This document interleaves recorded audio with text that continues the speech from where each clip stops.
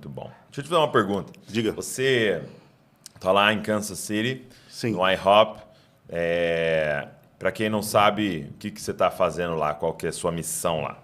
A minha missão é liderar o Departamento de Fala Portuguesa da Casa de Oração Internacional de Kansas City. Lá a gente é uma casa de oração que funciona 24 horas por dia, 7 dias por semana, há 23 anos. Uau. Então a gente está quase no meio da terceira década de oração incessante. É com certeza algo espetacular que vai entrar para os livros da história, Bom, conforme o tempo vai passando. E o nosso coração é equipar as nações para que mais oração possa acontecer. Porque antes do retorno de Jesus, oração vai estar acontecendo incessantemente em todo lugar. E hoje existem 9 países no planeta que falam português. São mais ou menos 300 milhões de pessoas. muita gente. Brasil, Portugal, países na África, na Ásia. E a gente quer equipar a igreja que fala português com os recursos que Deus nos deu da universidade, do modelo de oração incessante que a gente tem, o modelo Arpitaça, da teologia de intimidade com Deus, fim dos tempos. E tudo isso a gente está formatando em um curso que a gente vai realizar presencialmente e online a partir de agosto do ano que vem. Então, a partir de agosto, as pessoas podem ir para o IHOP e vai ter aula em português. Sim. E também o módulo online. Sim. Legal. A gente vai abrir poucas vagas, porque a gente não quer que seja uma escola para qualquer pessoa, assim, quero estudar alguma coisa. Não é, a gente está mirando pessoas conectadas com o movimento de oração. Okay. Que achar essa galera. Exato. A gente quer achar líderes, porque essa é a nossa graça, né? Equipar pessoas para fazer a grande comissão avançar por meio de oração incessante. Então, a gente quer encontrar quem são essas pessoas estratégicas que Deus está capacitando e ungindo para mobilizar a oração incessante nas cidades.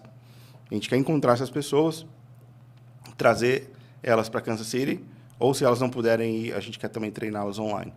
Esse é o nosso coração lá do IHOP. Essa é a missão. Essa é a missão. É isso que a gente está fazendo. Material e traduzi-lo para o português, trazê-los para o nosso contexto, né? Sim. Vai ser incrível, vai ser muito bom.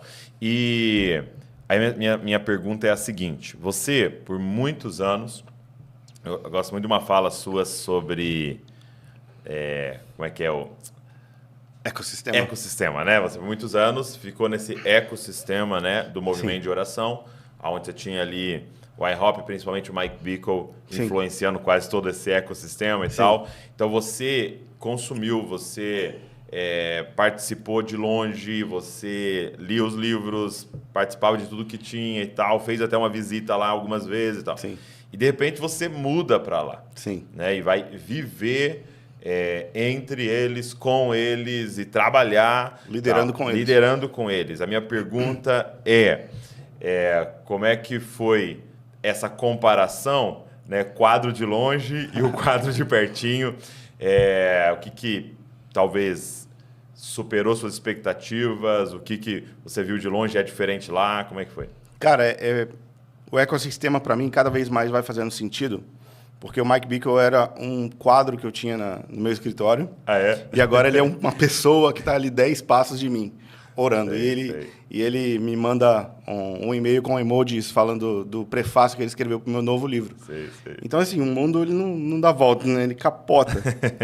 E para mim, cara, como um garoto que cresceu ouvindo eles, estar lá e ter a posição de liderança para o Departamento de Fala Portuguesa é muito gratificante. A minha experiência tem sido mais positiva do que eu podia imaginar, porque o tipo de gente com quem a gente está lidando é um tipo de gente muito de Deus. Sim. Sabe, é um povo que se entrega de verdade à oração incessante. Todos nós passamos pelo menos 4 horas por dia dentro da casa de oração. A gente levanta o nosso próprio sustento para ser missionários ali. Então, a gente não está ali por causa do sonho americano, por causa dos benefícios que a gente tem nos Estados Unidos. A gente está ali para sustentar a oração dia e noite. Então, automaticamente, o tipo de gente com quem você trabalha é absolutamente diferente. O David Slyker, que é o meu chefe direto, cara, ele sempre me desafia a amar mais, perdoar mais, a crescer. É mesmo? É impressionante, assim. Mas assim, me explica um pouco melhor, em que contexto, assim? Tipo, a gente fez a transição né, do departamento. E o nosso combinado o que a gente pode fazer? O que a gente pode fazer para o Elcio, que era o antigo diretor, crescer, prosperar e avançar? A sua missão é essa.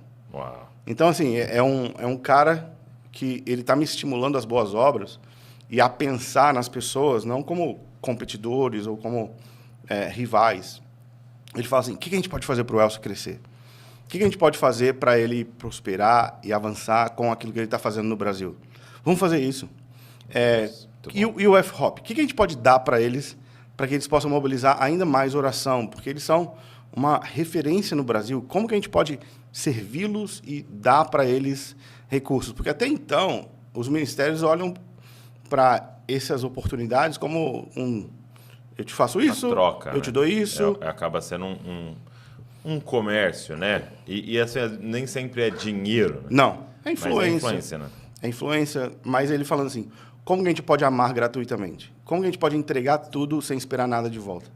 Bom. E assim, um chefe te falando isso, eu ficava pensando assim, né? Não, eu preciso chegar lá, eu preciso arrebentar. Bater meta. A escola precisa crescer. Horários. Ele falou, Vitor, relaxa, cara. Se tiver 2, 3 pessoas nos primeiros anos, a gente está feliz.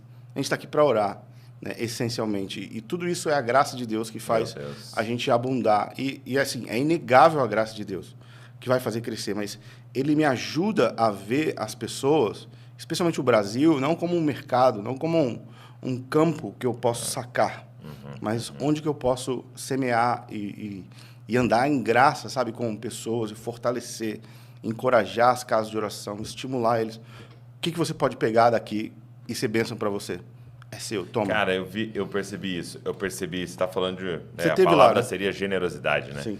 Eu percebi isso nos caras em tudo, né? O tempo que a gente ficou com o Mike Bickle, ele fez questão de, tipo... A gente teve a honra de ficar, assim, umas, sei lá, 4, 5 horas com ele, né? Na conversa. Você percebe o cara tentando entregar tudo que daria naquelas 5 horas. Sim. E aí, anotações, o que ele puder mandar. E aí foi muito impressionante para mim. Ele ministrou no Lidere Como Jesus, né? Sim. Nossa conferência de líderes à distância, ao vivo, ele entrou, você traduziu, né? Sim.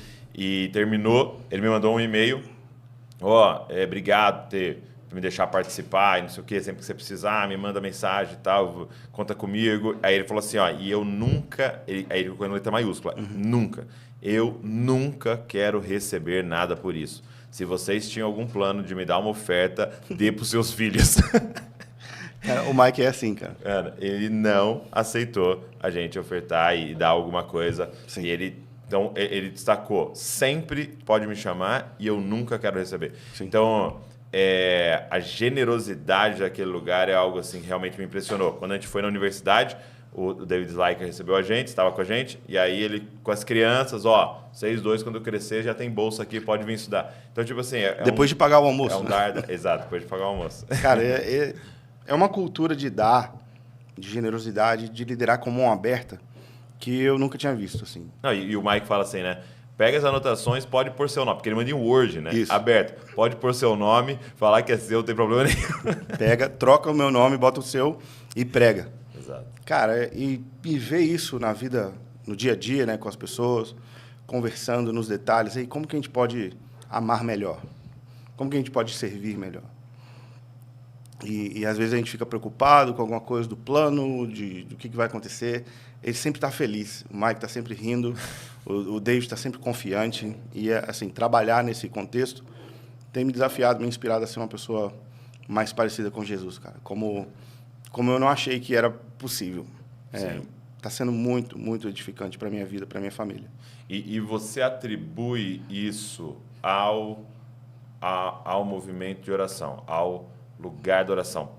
Porque, realmente, quando eu e a Val estivemos lá, e a gente foi pela primeira vez na sala, né? A gente foi para a sala de oração, primeira vez entramos lá, e eu já falei isso aqui, quando a gente saiu, a Val fez para mim uma descrição que foi perfeita, né? Eu falei, e aí, o que você achou, né? Sim. E ela falou assim, a impressão que eu tenho é que os músicos intercessores são transparentes. Sim. Você não sai de lá falando, nossa, aquele cara cantava muito. Não tem uma performance assim. Nenhuma. É a impressão que eles são transparentes e você está vendo Cristo. Sim. Através deles, né? E realmente te esvazia de toda a vaidade, né? Porque não tem muito como usar como plataforma para... Crescimento não, pessoal. Né? Porque você vai para lá, entendeu? Você fica lá no canto, E pronto. orando, audiência de um. Sim. Só, né? Sim. Eu acho que assim, o estilo de vida de 20 anos orando incessantemente, obviamente vai te transformar e tornar você alguém diferente. Sim. Todas as pessoas que Deus usou na história, né, passaram por um período assim poderoso de deserto, transformação, comunhão com Deus. E não é diferente assim até hoje, né? Se a gente quiser ser alguém útil na mão de Deus, a gente também vai ter que abraçar esse deserto e esse estilo de vida. Mas uma coisa que eu vejo assim que é espetacular na nossa liderança é o senso de direção e a visão, sabe? Às vezes a gente fica preocupado com pequenas coisas e eles sempre lembram e a salvação de Israel. Mas é tipo assim, um objetivo muito grande que a gente nunca pensa, sabe? Mas a gente está orando aqui por causa da salvação de Israel. Eu falo assim, cara, eu nem lembrava que a gente tinha que orar por Israel. E eles sempre estimulam a gente a ver os pequenos desafios do dia sob uma lente da perspectiva do plano contínuo de Deus. Ok. Então, assim, cara, a gente está aqui lutando pelo maior derramado espírito da história da humanidade. A qualquer momento isso vai acontecer. Isso acontecer catapulta a salvação de Israel. A salvação de Israel é a ressurreição dos mortos.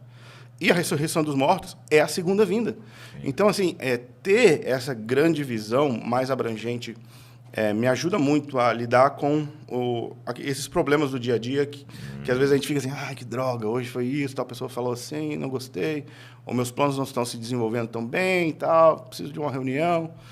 E aí eles sempre chamam a gente para olhar para algo maior. Para o macro. Cara, isso para mim é uma característica que se adquire por meio da repetição, né? Por meio de se contar a história e de se esperar algo maior. Então, é um desprendimento do que eu posso ganhar agora para aquilo que Deus falou que nós todos vamos herdar juntos. Uhum. Então, chama a gente para sair, né, do cristianismo em si mesmado e pensar de maneira mais abrangente na salvação de Israel, no derramado do Espírito no fim dos tempos, os filhos e as filhas profetizando. Eles estão sempre lembrando isso e isso me encoraja muito a ser um líder diferente.